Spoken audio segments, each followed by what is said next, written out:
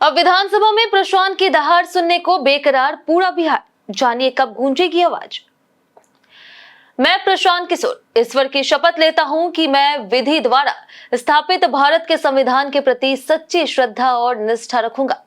यह आवाज सुनने को पूरा बिहार बेकरार है। प्रशांत किशोर भले ही बांकीपुर से विधायक निर्वाचित हुए हैं, लेकिन अब विधानसभा में उनकी दहाड़ सुनने को पूरा बिहार बेकरार है। बिहार विधानसभा में अपनी सीट ग्रहण करने से पहले प्रशांत किशोर को शपथ लेना होगा। अब आपके मन में यह सवाल चल रहा होगा कि प्रशांत किशोर बिहार विधानसभा में कब बोलेंगे। बिहार विधानमंडल के सामान्यतः 3 सत्र होते हैं: बजट सत्र, मॉनसून सत्र और शीतकालीन सत्र। मॉनसून सत्र 24 जुलाई को समाप्त हो चुका है। अब बारी है शीतकालीन सत्र की। तो सामान्य तौर पर शीतकालीन सत्र नवंबर के महीने में शुरू होता है।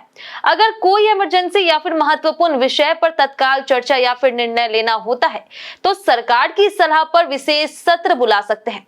अगर कोई इमरजेंसी जैसी स्थिति नहीं हुई तो नवंबर के अंतिम सप्ताह में शीतकालीन सत्र की शुरुआत होगी। उस दौरान प्रशांत किशोर पहली बार किसी सदन में गरजते हुए दिखाई देंगे। अब तक प्रशांत किशोर सिर्फ जनसुराज की सभाओं में, प्रेस कॉन्फ्रेंस में या फिर रैलियों में ही बोलते हुए दिखाई पड़े हैं। अब उनकी जगह विधानसभा में सुरक्षित हो गई। लोगों को प्रशांत किशोर के बोलने का इंतजार इसलिए भी है क्योंकि वो बेहद बेबाक और आक्रामक तरीके से सरकार पर हमला बोलते हैं। प्रशांत किशोर जब सरकार में बैठे लोगों और मंत्रियों पर प्रहार करते हैं तो वो हाथ जोड़ना शुरू कर देते। प्रशांत किशोर जब बिहार सरकार के मंत्रियों पर हमला बोलते हैं तो उनको मानहानि और कानूनी कार्रवाई की धमकी मिलती है। प्रशांत किशोर डंके की चोट पर बोलते हैं कि हम ये सब नोटिस और धमकी से नहीं डरते। यह सच भी है कि आज तक प्रशांत किशोर का कोई बाल भी बांका नहीं कर पाया। प्रशांत किशोर की यही बहादुरी लोगों को पसंद आती है। लेकिन अब प्रशांत को उनकी असली जगह मिल गई है, यानी कि अब वो विधायक है।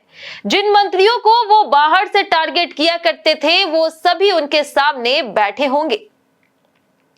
प्रशांत किशोर ही वो पहले व्यक्ति हैं जिन्होंने बिहार सरकार में मंत्री अशोक चौधरी की बेटी सांभवी चौधरी पर समस्तीपुर से चिराग पासवान की पार्टी से टिकट खरीदने का आरोप लगा करके सनसनी मचा दी। इसके बाद अशोक चौधरी ने प्रशांत किशोर को नोटिस भेज दिया। बिहार सरकार के मंत्री दिलीप जायसवाल पर सिख समुदाय के मेडिकल कॉलेज को हड़पने की भी पूरी कहानी सुना करके प्रशांत किशोर सनसनी मचा चुके हैं। उन्होंने इस खेल में आरजेडी की मिली भगत का इशारा कर एक साथ सबको लपेट दिया था। प्रशांत किशोर बेतिया के भाजपा सांसद और पूर्व प्रदेश अध्यक्ष तक को तेल चोर बता चुके हैं। बिहार में कोई ऐसा दूसरा नेता नहीं है जो सत्ता पक्ष को इस तरह से घेरता है कि उन्हें बैकफुट पर आने को मजबूर कर देता।